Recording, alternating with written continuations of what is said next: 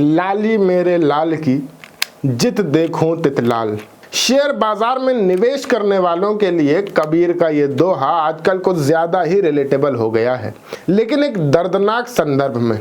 यह लाली मुनाफे की नहीं बल्कि पोर्टफोलियो में मचे हाहाकार की है। आज भारतीय शेयर बाजार एक बड़ी गिरावट का गवाह बना, जहां सेंसेक्स 1065 अंकों की भारी गिरावट के साथ 82,180 पर बंद हुआ और निफ्टी 353 अंक फिसल कर 25,232 पर आ गया। निवेशकों के करीब 9 लाख करोड़ रुपए एक झटके में डूब गए।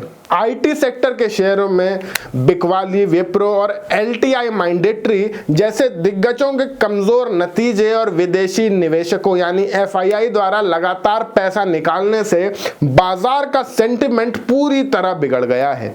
नमस्कार, मैं हूं शाश्वत सिंह दर्पण और आप देख रहे हैं द देश बोर्ड की एक खास पेशकश लेन देन। बाजार में मचे इस कोहराम के बीच एक ऐसी धातु है जो चुपचाप सारे रिकॉर्ड तोड़ रही है, वह है चांदी।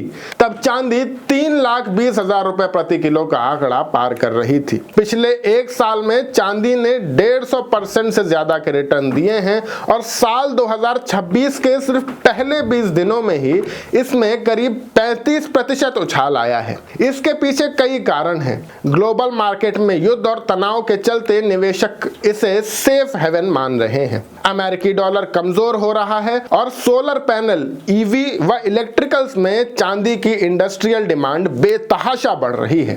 साथ ही मेक्सिको और पेरू जैसे देशों में सप्लाई की कमी और चीन द्वारा 1 जनवरी 2026 से चांदी के एक्सपोर्ट पर रोक लगाने के कारण इसकी कीमतों में आग लगी हुई है। अब सवाल यह है कि इस बहती गंगा में हाथ कैसे धोए। चांदी में निवेश के मुख्य तौर पर 4 तरीके हैं: silver, fund of funds, digital silver और फिजिकल सिल्वर।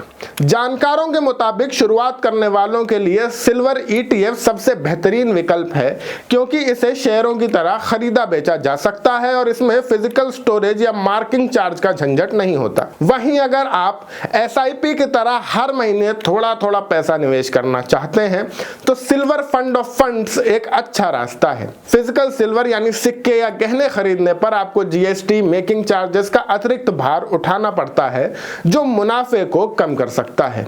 मुनाफे की बात करें तो टैक्स का गणित समझाना बेहद जरूरी है। अगर आप सिल्वर ईटीएफ या फंड्स को 24 महीने से पहले बेचते हैं तो होने वाला मुनाफा आपकी इनकम में जुड़ जाएगा और स्लैब के हिस्से से टैक्स लगेगा। लेकिन अगर आप इसे 24 महीने से ज्यादा होल्ड करते हैं तो आपको 12.5% का एलटीसीजी टैक्स देना होगा। इसके अलावा कोई टैक्स नहीं लगेगा। फिजिकल सिल्वर में भी 24 महीने के बाद यही नियम लागू होता है, लेकिन खरीदते वक्त 3% जीएसटी अलग लगता है। एक्सपर्ट्स की राय है कि मौजूदा भाव पर एक साथ सारा पैसा लगाने के बजाय स्टेज वाइज यानी किस्तों में निवेश किया जाए।